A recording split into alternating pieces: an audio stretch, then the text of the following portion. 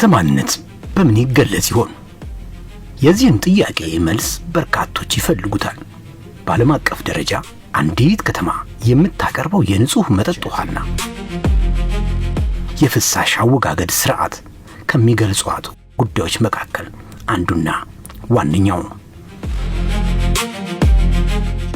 የአፍሪካ መዲና አዲስ አበባን በዚህ ጉዳይ ላይ በሁለት የታሪክ ምዕራፎች ከፍለን እንመልከታት። ከለውጥ በፊትና ከለውጥ በኋላ።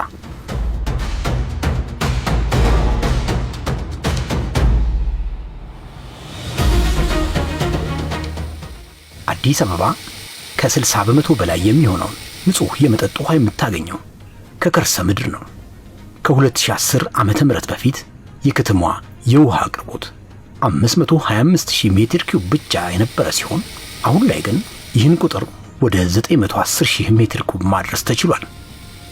ይህ ማለት አዲስ አበባ ከመቆርቆሯ ጀምሮ ማልማት ከቻለቻቸው የውሃ መጠን ጋር ሲነጻጸር ባለፉት 8 አጭር የለውጥ ዓመታት ብቻ አጋማሹን ያህል ማምረት መቻሏን የሚያሳይ ታሪካዊ ስኬት ነው። ይህን ለማሳካትም ከተማዋ ከ140 በላይ ጥልቅ የከርሰ ምድር የውሃ ጉድጓዶችን አስቆፍራለች። ባለፉት ዓመታት የተሰራ ትልቅ ስራ ነው ያለው።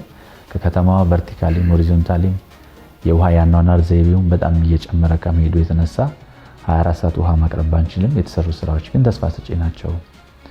እዚህ ውሃ ፕሮጀክቶች ላይ ደግሞ ቀጣይ ምን ይሰራል የሚል የአጭር ጊዜ፣ መካከለኛ ጊዜና የረጅም ጊዜ የውሃ አቅርቦት ስራዎች ናቸው። አዲስ አበባ ከተቆረቆረች ረጅም ዓመታትን ብታሳልፍም የፍሳሽ አወጋገድ ስርዓቷ ትኩረት ያላገኘ ነበር።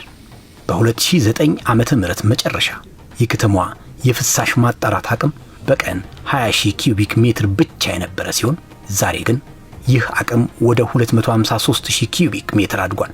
ይሄ መቻል ብቻ አይደለም፣ ተአምርም ጭምር ነው።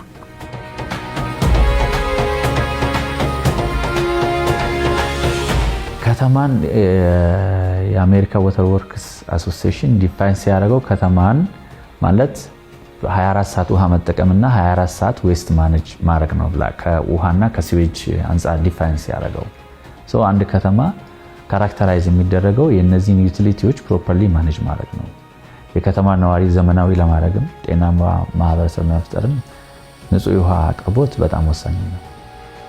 በተመሳሳይ መልኩ ለተጠበቀ ጤና ለማምጣትም ከዌስት ጋር ስለሆነ ዌስትን ፕሮፐርሊ ማኔጅ ማድረግና ዌስት ዋተርን ለምንፈልገው ወይ ለኢነርጂ ዌስቱን ወደ ኢነርጂ መቀየር እንችላለን፣ ወደ ኮምፖስት መቀየር እንችላለን። ስለዚህ ማድረግ ግዴታ ነው፣ አማራጭ አይደለም። ከተማ ላይ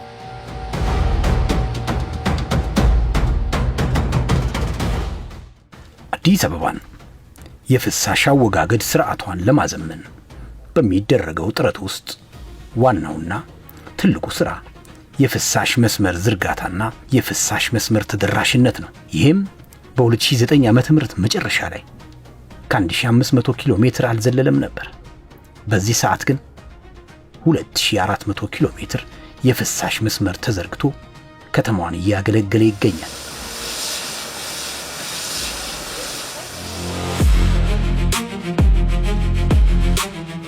ከተማን ማዘመን ቀላል ጉዳይ አይደለም። ይሄ አዲስ አበባን ተወዳዳሪ የማድረግ ታላቅ ህልም ይዞ እየተከናወነ ያለው ዘመናዊ የፍሳሽ አወጋገድ ስርዓት ጣቢያዎቹን አዳዲስ ቴክኖሎጂ ከማስታጠቅ አንስቶ ለመስመር ዝርጋታዎቹ ጥልቅ ጉድጓዶችን መቆፈር እጅግ ጥበብና ትዕግስትን የሚጠይቁ ናቸው።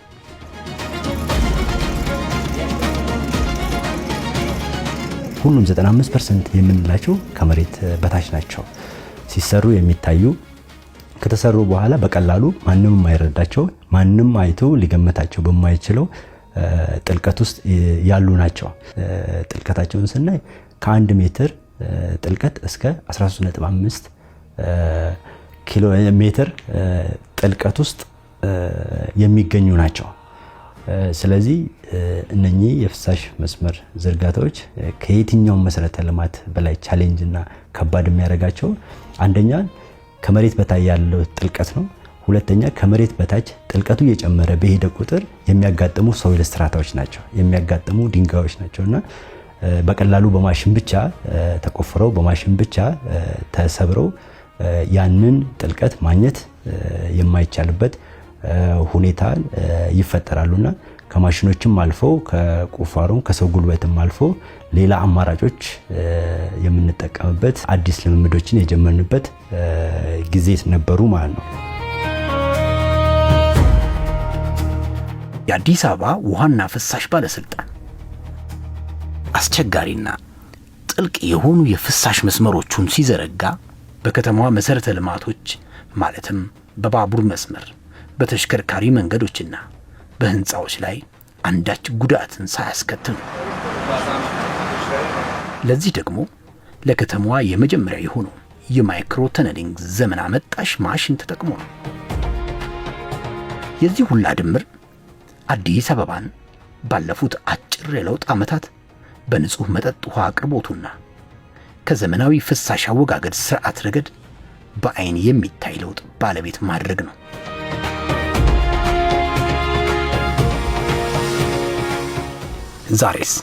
ዛሬ ላይም አዲስ አበባ አዳዲስ ታሪኮችን መጻፏን ተያይዘዋለች። ከነዚህ በቦሌ አራብሳ፣ በበሻሌ፣ በአቃቂና ንፋስ ስልክ ላፍቶ የተገነቡ 20 ጥልቅ የውሃ ጉድጓዶች በይፋ ይመረቃሉ።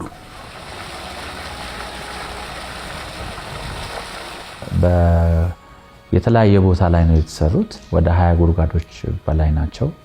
እነዚህ በቀን እስከ 60,000 ሜትር ኪዩብ ወደ ሲስተም ነው ኢንጀክት ለማድረግ የተሰራው። ይሄ እስከ 500,000 እስከ 600,000 የሚሆነው ነዋሪ መጠቀም ይችላሉ።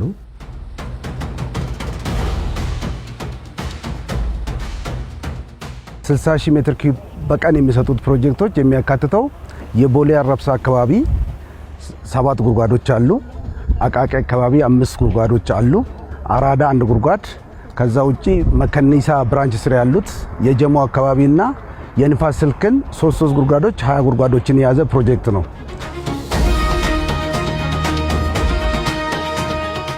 ከዚህ በተጨማሪ አዲስ አበባን ዘመናዊነትና ተወዳዳሪነትን ያላበሳት ታላቁ አዲስ የፍሳሽ ማጣሪያ ጣቢያ ዛሬ ስራ ይጀምራል።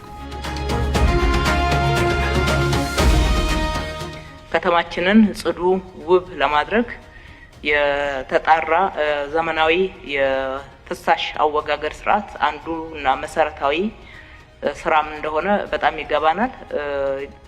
ፍሳሽን ማስወገድ ብቻ አይደለም። በዚህ ፕሮጀክት ውስጥ የምናየው የቴክኖሎጂ ሽግግር አለ።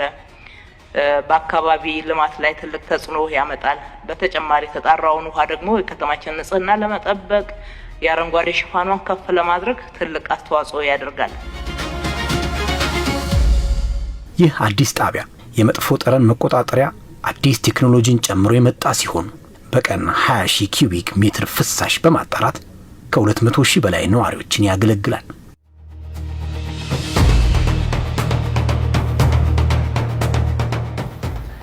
የፍሳሽ መሰረተ ልማት የሚመረቀው የኮዬ ፍሳሽ ማጣሪያ ጣቢያ ነው። ይህ ማጣሪያ ጣቢያ 20,000 ሜትር ኪዩብ በቀን የማጣራት አቅም አለው።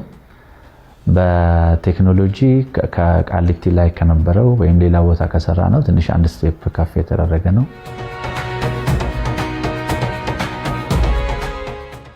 ሌላ ተጣርቶ የሚወጣው ውሃ ለኢሪጌሽን ስታንዳርድ በሚሆኑ ነው የሚጣራው።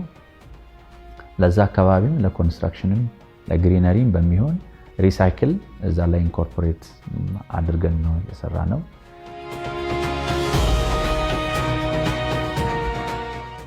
ካሉን የተማከለ ማጣሪያ ጣቢያዎች አንደኛው የሚሆን ነው።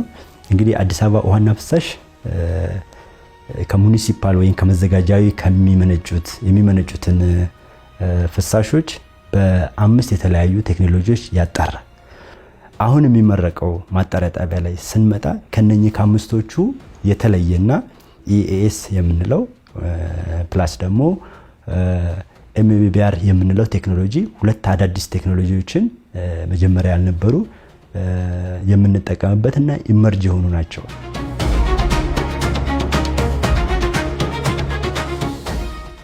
ሁለቱ እነዚህ የተባሉ ፕላንቶች አዲስ ናቸው ለከተማው። እስካሁን የሰራናቸው ትሪንክልን ፍሪተር የሚባል አለ፣ ኮንቬንሽን አክቲቬትድ የሚባል ነው። ይሄ ለየት ያለ ነው።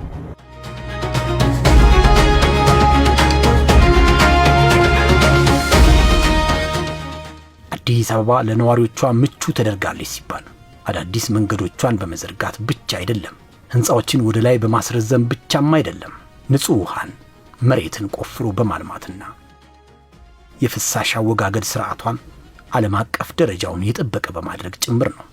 ለዚህ ደግሞ ዛሬ ተመርቀው በይፋ ወደ ሥራ የገቡት ታላላቅ ፕሮጀክቶች ሕያው ምስክሮች ናቸው። አዎ ይሄ ነው አዲስ አበባን በእርግጥም ሰውኛ ያደረጋት።